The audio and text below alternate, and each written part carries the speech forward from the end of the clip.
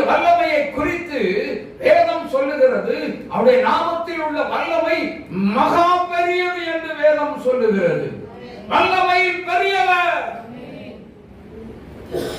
இவ்வளவு பெரிய ஆள உள்ள வச்சுட்டு உட்கார்ந்து அழுதுகிட்டு இருக்கலாமா? அழலாமா? பிரச்சனைக்காக?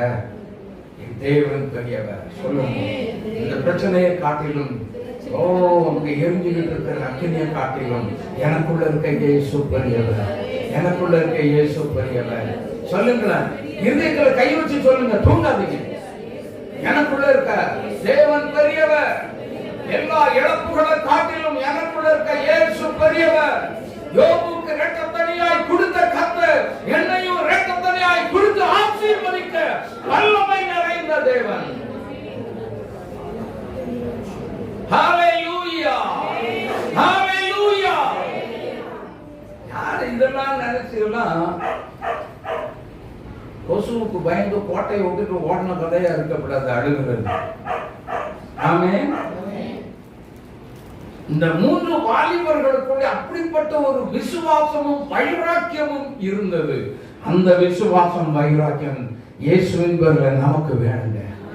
ஆமென். இந்த உலகத்தில் வாழ்கிற நமக்கு வேணும், நம்ம குடும்பத்தில் உள்ளவங்களுக்கு வேணும், எல்லாருக்குமே வேண்டும். அப்படி இருந்தால் நாம் எந்த காரியத்திலும் வெற்றி பெறுவேன். அல்லேலூயா. என்னை பலப்படுத்துகிற கிறிஸ்துவினாலே அக்கினியை தாண்டி போவையா, அக்கினிக்குள்ள சும்மா உலாவுவேன், என்னை ஒன்றும் செய்ய முடியாது. அல்லேலூயா, அல்லேலூயா. ராஜாவுக்கு கோபம் வந்து சொல்றான், உக்கிர கோபம்னா உச்சக்கட்ட கோபம் வந்துருச்சு. என்ன சொல்றான்?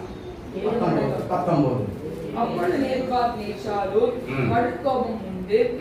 கடுங்கோபம். சாத்ராக், மேஷாக், ஆபேத்நேகோ என்பவர்களுக்கு விரோதமாய் அவனுடைய முகம் வேறுபட்டது. சூளையை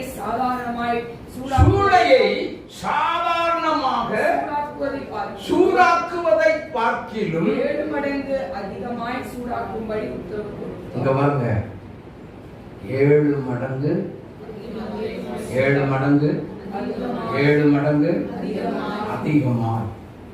நீ 7 இல்ல 70 மடங்கு சூடாக்கினாலும் அந்த சூளைக்குள்ளே ஒண்ணுமே இல்லை.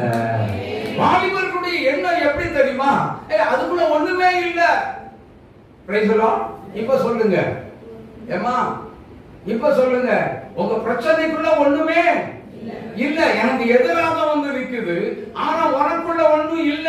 சொல்லுங்க, பிரச்சனையை பார்த்து இப்ப பேசுற கர்த்தருடைய பிள்ளைகள்